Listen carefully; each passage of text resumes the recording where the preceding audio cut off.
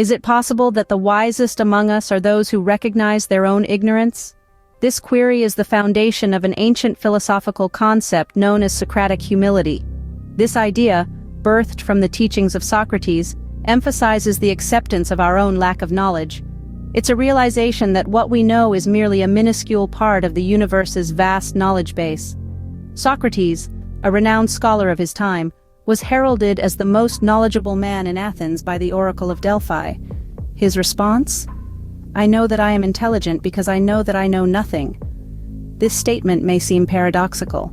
However, it's within this paradox that Socratic humility resides. This viewpoint doesn't glorify ignorance but rather appreciates the magnitude of knowledge. It fosters an environment that encourages questioning, delving deeper, and perpetual learning. The cornerstone of this philosophy is humility, inviting us to understand that we neither do nor can we know everything. By embracing this principle, we can free ourselves from the shackles of arrogance, paving the way for limitless opportunities to learn and grow.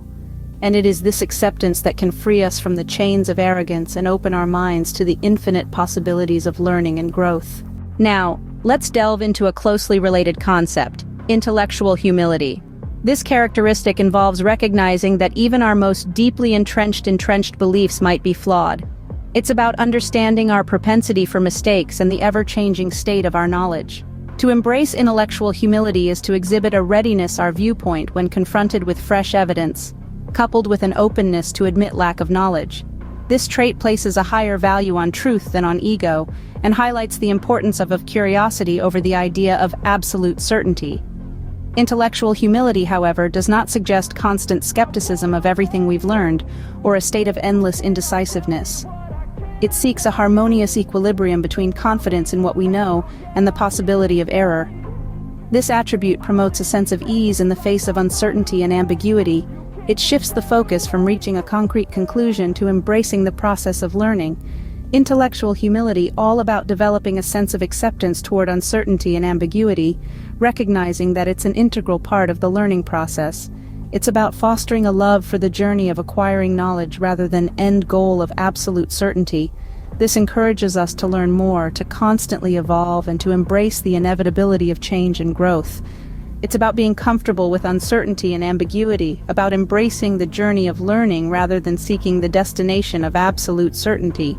In essence, Socratic humility and intellectual humility are about acknowledging our limitations and embracing our curiosity.